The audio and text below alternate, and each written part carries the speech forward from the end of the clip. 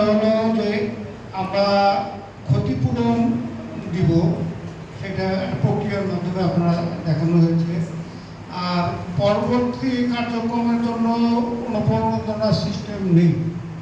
আমরা এটা প্রস্তাব করব সরকারকে যে প্রণোদনা দেওয়ার জন্য আমরা অনুরোধ জানাবো। তারপরে যে কথাটা আসছে, আমি সভাপতি মহোদয়ের প্রশ্নের উত্তরটা দিই।